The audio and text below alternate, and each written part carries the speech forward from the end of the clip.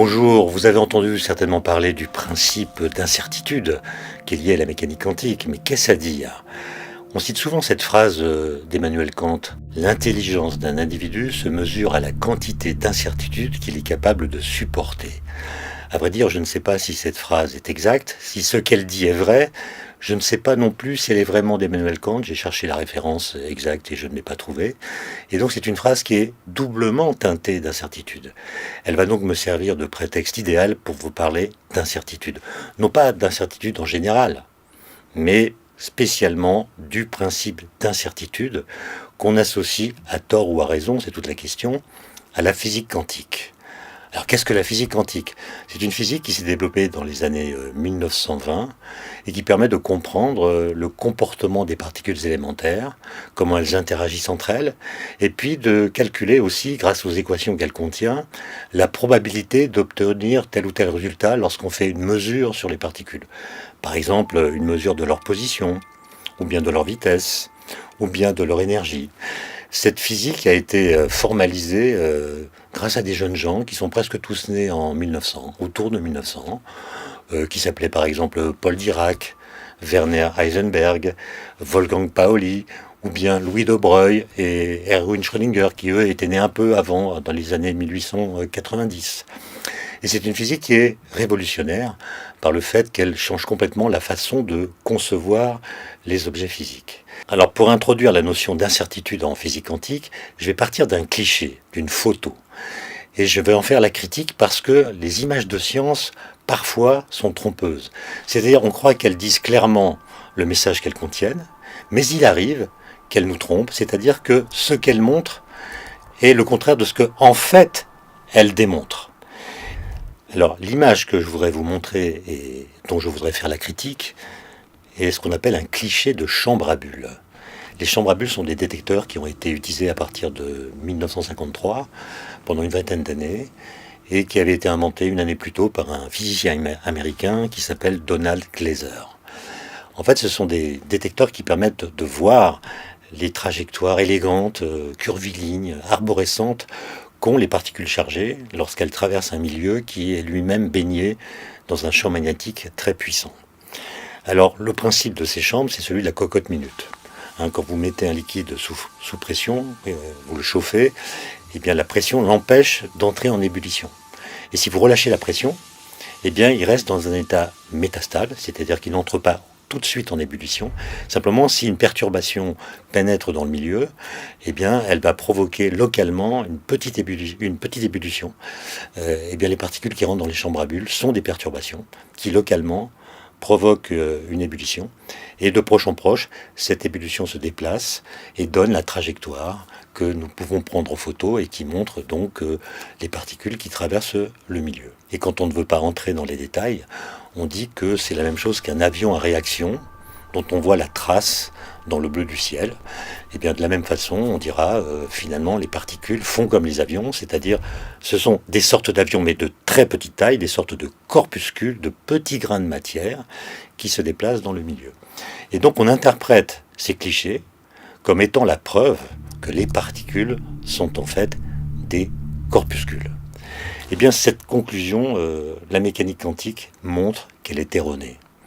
D'abord, rien ne prouve qu'avant d'entrer dans la chambre à bulles, les électrons, s'il s'agit d'électrons, avaient une trajectoire bien déterminée. Et en fait, non, elles ne l'ont pas, puisque la physique quantique les décrit non pas comme des corpuscules, mais comme des ondes, c'est-à-dire comme des entités physiques qui sont complètement délocalisées dans l'espace, comme les vagues sur la mer. Elles n'ont pas une position particulière. Et puis d'autre part, la physique quantique nous dit que pour comprendre comment elles peuvent former une trace curviligne dans la chambre à bulles, il faut imaginer justement qu'elles sont décrites comme des ondes, ce qui permet de comprendre que la probabilité qu'une bulle engendrée en un point particulier de l'espace engendre une autre bulle dans la même direction ne peut s'expliquer en physique quantique que si l'on donne une description ondulatoire des particules quantiques. Ça veut dire que quand on interprète ces clichés en disant « ils sont la preuve que les particules quantiques sont des corpuscules », des objets classiques microscopiques ayant une position et une trajectoire bien déterminées, en fait on se trompe. La morale de cette histoire, on la trouve dans une phrase de Roland Barthes, Dans son livre Mythologie, il écrit « L'image est plus impérative que l'écriture, car elle impose sa signification d'un coup, sans l'analyser et sans la disperser. » Fin de citation. Ça veut dire qu'il faut se méfier de l'éloquence de certaines images. Elles nous font croire des choses qui sont le contraire de ce qu'elles démontrent en fait. Une image qui nous fait croire que les particules quantiques sont des corpuscules, en fait démontre que les particules quantiques doivent être décrites comme des ondes, ce qui est le contraire des apparences que semble imposer une lecture trop directe d'un cliché de chambre à bulles. Alors celui qui a compris ce que je viens de vous expliquer s'appelle Werner Heisenberg. J'ai déjà indiqué son nom tout à l'heure. Nous sommes en 1927. Il est à Copenhague, là où beaucoup de jeunes physiciens sont rassemblés autour d'un autre physicien, père fondateur de la physique quantique, qui s'appelle Niels Bohr, qui est danois, qui habite Copenhague. Et ils ont de longues discussions le soir.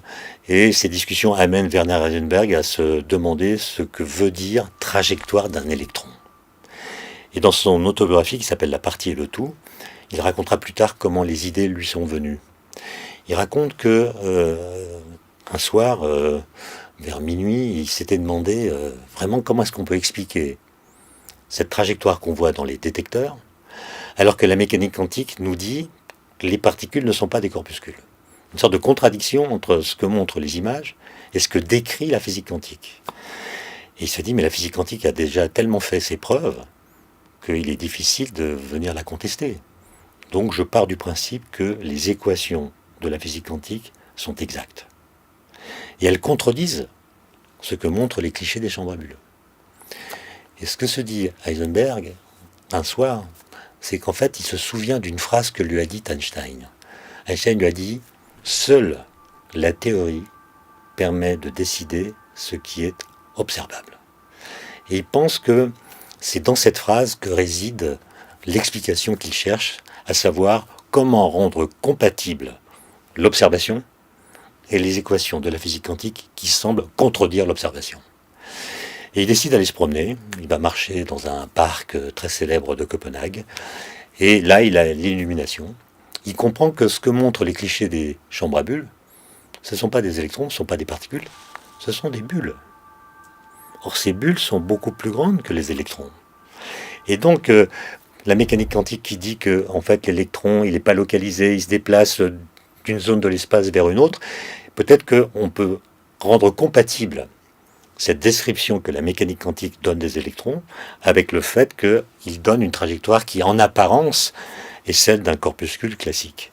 Il rentre chez lui après cette promenade, fait un calcul qui montre qu'en fait les imprécisions que la mécanique quantique donne à propos de la position et de la vitesse des électrons sont compatibles, parce qu'elles sont très faibles, avec l'apparence d'une trajectoire corpusculaire. Et c'est ça qui a donné naissance à ce qu'on appellera plus tard le principe d'incertitude de la mécanique quantique. Comment le résume-t-on en général ? On dit la mécanique quantique empêche de connaître avec une précision arbitraire la vitesse et la position d'une particule. Cette façon de dire est complètement fausse, parce qu'en fait, elle sous-entend que les particules quantiques sont des corpuscules ayant des propriétés classiques, c'est-à-dire une vitesse et une position bien déterminées, et que la méchante mécanique quantique nous empêche de les connaître. Et donc on explique, parfois dans certains ouvrages, encore aujourd'hui, que la mécanique quantique viendrait limiter notre pouvoir de connaître, qu'elle diminuerait la connaissance qu'on peut avoir des objets quantiques. Alors que la physique quantique dit en fait tout à fait autre chose. Elle dit les particules quantiques ne sont jamais des corpuscules. Et donc si on ne peut pas mesurer avec une précision arbitraire la vitesse et la position des particules élémentaires, c'est tout simplement parce que ces objets n'ont pas ces propriétés. Et donc il y a eu une sorte de contresens qui s'est enquisté dans la culture générale à propos du principe d'incertitude, malentendu dont Heisenberg lui-même a eu conscience, puisque dans son premier article, il utilise le mot allemand Unsicherheit, qui se traduit en français par incertitude, et quand il a compris que ce mot pouvait engendrer les malentendus que je viens d'évoquer, il a changé le nom, Il a remplacé Unsicherheit par Unbestimmtheit, qui en allemand veut dire indétermination. Autrement dit, quand on mesure une propriété des particules élémentaires, par exemple leur vitesse ou leur position, cela modifie leur état. Ce qui n'est pas le cas en physique classique. Et d'ailleurs, quand on se demande, mais finalement, c'est quoi la différence entre la physique classique et la physique quantique? Celui qui a trouvé la bonne réponse, c'est un autre jeune physicien dont j'ai donné le nom tout à l'heure, c'est Paul Dirac. Paul Dirac, en 1925, alors qu'il n'a que 23 ans, écrit un article incroyable dans lequel il dit la différence radicale entre la physique quantique et la physique classique, c'est la non-commutativité des observables. Alors là, je vois à la tête de la caméra que je dois m'expliquer. En physique classique, quand vous mesurez, vous prenez un objet classique, par exemple une balle de tennis. Quand vous mesurez sa position, par exemple par un appareil photo, par un détecteur quelconque, ça ne change pas la position. De même, quand vous mesurez sa vitesse, par exemple avec un radar. Autrement dit, en physique classique, on considère que la mesure que l'on fait sur les objets est une simple sténographie. C'est-à-dire qu'on mesure des propriétés que les objets ont intrinsèquement et qu'ils auraient, même si ces propriétés n'étaient pas mesurées.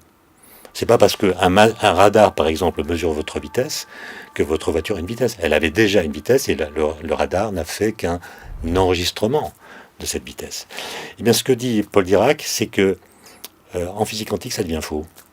Si vous prenez non plus une balle de tennis, mais une particule quantique, si vous mesurez sa position, c'est ce qu'on appelle l'opération A, par exemple, puis si vous mesurez sa vitesse, opération B, vous n'obtenez pas les mêmes résultats que si vous faites ces opérations dans l'ordre inverse. Si vous mesurez d'abord la vitesse, puis la position. Autrement dit, en physique quantique, AB n'est pas égal à BA. L'ordre dans lequel on fait les mesures n'est pas indifférent. Et c'est cette propriété qu'on appelle la non-commutativité des observables en mécanique quantique qui constitue la grande différence avec la physique classique et qui fait qu'on ne pourra jamais ramener la physique quantique à la physique classique. C'est-à-dire que les objets quantiques ne peuvent jamais se comporter comme des objets classiques. Et c'est à vous rappeler quelque chose. Ce quelque chose, c'est évidemment les anagrammes. Alors, une anagramme, vous le savez, ça consiste à changer la position des lettres dans un mot ou dans une expression. Par exemple, si vous prenez Obélix, en changeant l'ordre des lettres, ça vous donne Ilbox, ce qui lui correspond d'ailleurs assez bien. Ou bien si vous prenez Parisien, ça donne aspirine. Ou bien si vous prenez Carpe diem, ça donne Sadéprine. Voilà. C'est ça une anagramme, on change la position des lettres. Le plus souvent, ça n'a aucun sens, et parfois, ça donne un autre sens. Mais vous voyez que les anagrammes viennent du fait que la position des lettres dans les mots ne peut pas changer sans que ça change le sens des mots. Autrement dit, il y a une non-commutativité, c'est-à-dire que si je déplace ou j'intervertis deux lettres, ça change le sens. Eh bien, on pourrait dire que, compte tenu de ce que j'ai expliqué tout à l'heure, que les anagrammes sont aux lettres des mots, ce que la mécanique quantique est aux opérations de mesure qu'on peut faire sur les objets microscopiques. Alors voilà, pour conclure, je citerai Lao Tzu, celui qui prend du recul voit clair, celui qui est trop près ne voit que du brouillard. Je vous laisse réfléchir là-dessus.